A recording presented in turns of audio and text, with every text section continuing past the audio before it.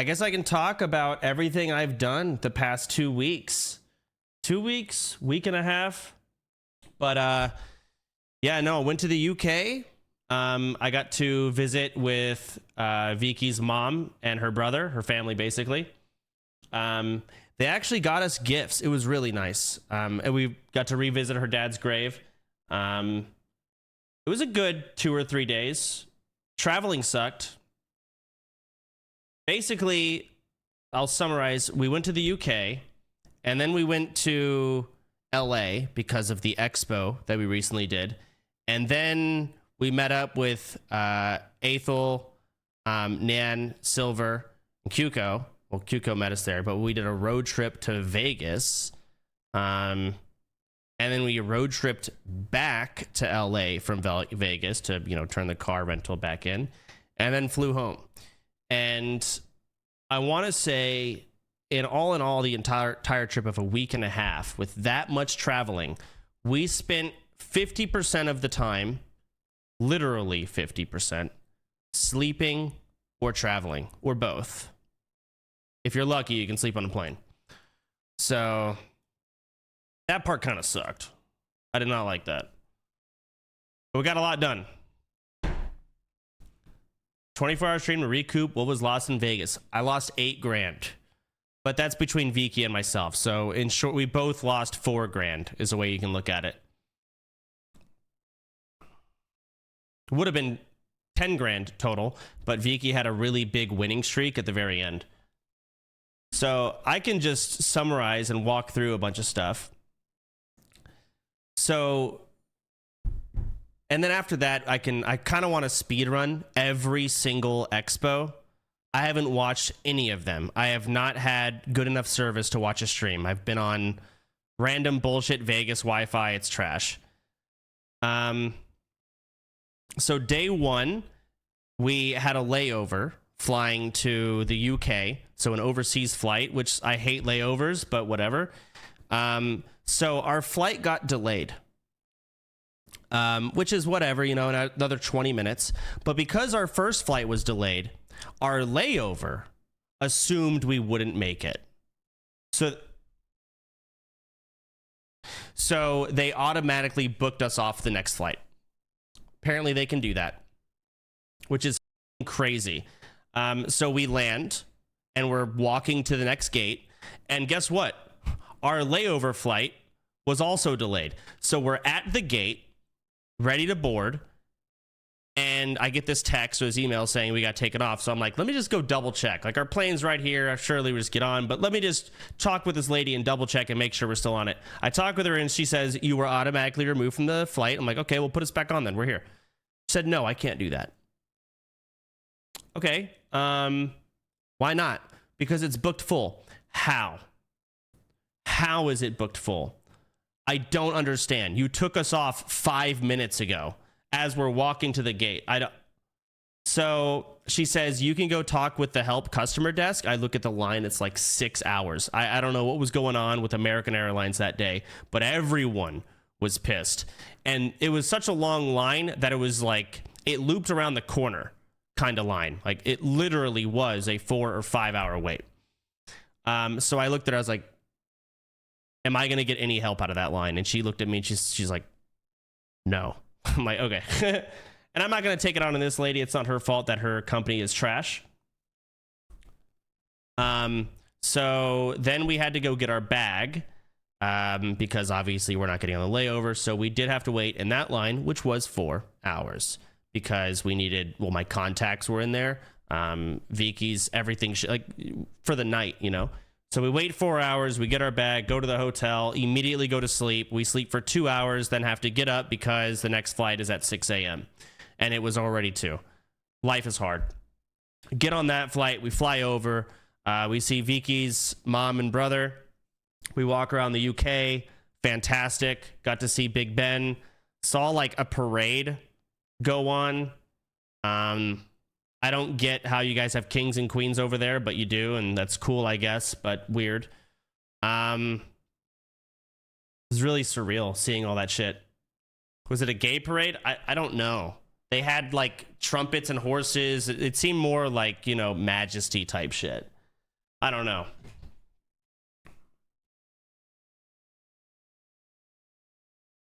Royalty bullshit. Yeah, I don't know. But it was cool to see. What else did we do? We were going to go into a museum, but the line was 8 hours and we were getting PTSD from the airport. So we're like, you know what? Let's not do that.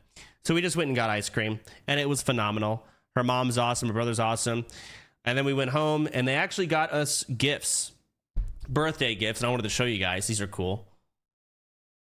I didn't expect this. I actually like cried. It's like, I didn't expect anything, but little coffee mugs with Coda and Skippy on them. Of course, we're already starting to, you know, miss the dogs. So that's one for Vicky, and here's mine. So, actually so cool. I was actually drinking out of that this morning.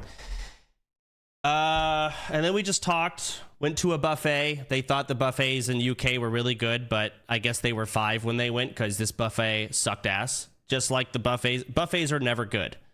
Ever. No fault of the UK. It's a buffet. They're not good. It's not in their best. I think it's not in their best interest to serve good food because it's for fat people that want to get a good deal for how much food they get. Not good food. So it's like, that's how it works. Anyways, then we had to fly to LA. That flight went a little more smooth. Actually, no, it didn't. Holy. So we had to stop by home to grab some shit, and then we had to fly the next day, but that flight got fucked, so we ended up flying in the morning. So we got to stay the night here at home, flew to LA, did a rehearsal. It was probably the lowest lift expo we've ever done because Avali did everything. Everything. I think I was at rehearsal for like 2 hours. They just had to make sure that we sit on the couch appropriately and then get the scene switch. It was so easy. I do think we should not have played games up there. I was really adamant that like I think it's stupid that we have 5 minutes for each section. So like cozy games, that's great. Let's just watch the trailers for 5 minutes. Playing the game for 5 minutes is pointless. Even if it's like a custom demo that the devs made, it's 5 minutes.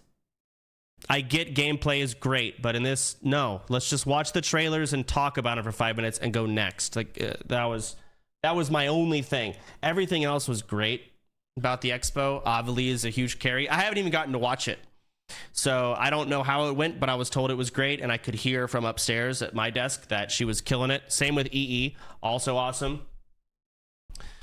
Raid Shadow Legends, wow, love that. What else? Oh yeah, and then the expo happened. This is when we met up with Silver, Nan, and Aethel, and we went and got dinner. That was nice.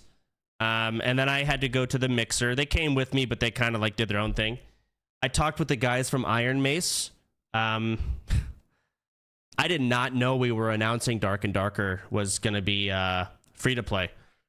And they also, I don't know who, someone told me it was going to be on Steam, but I was like, man, it's going to be on Steam too. And they're like, because Jeff Keighley's show hadn't happened yet. So like, oh, good, can't confirm, can't deny, in a very, you know, Asian accent.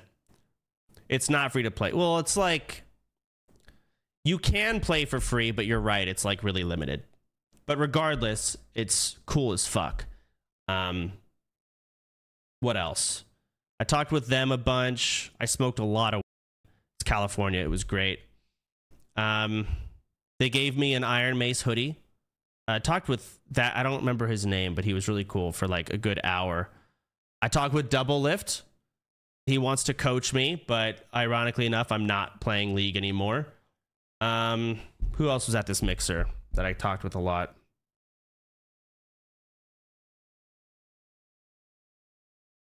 No one you guys would care about. Businessy shit. And then Aethel, Nan, myself, Silver, and Vicky, we just smoked on the beach. Felt like I was 10. or 15 again. I'm 30. So we just walked on the beach and smoked weed. It was great. And then we went on a road trip to Vegas the next day. Actually, no. The next day, I got a tour at Riot Studios, and they all had to wait on me to finish my tour. I don't know what all I can say, because, you know, you got to sign an NDA when you go. But the campus was awesome. I got to meet Christian. He is like, it was really funny. We were in this like special like George Lucas theater or something that's on their Riot campus. And a guy walks in and he's like, oh, hey, this guy worked on Arcane. And I was jumped in. I was like, hey, what'd you do on Arcane? He's like, everything. He's like the guy. Director, I guess. I don't know his last name. And I was like, oh.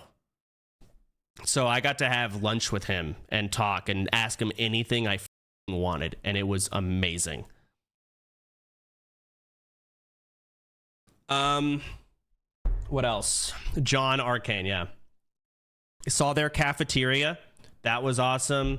And then we got to talk with a bunch of devs with a lot of things, and there's a lot of NDA stuff I cannot talk about, obviously. And then after that, I had to go get the car to drive to Vegas.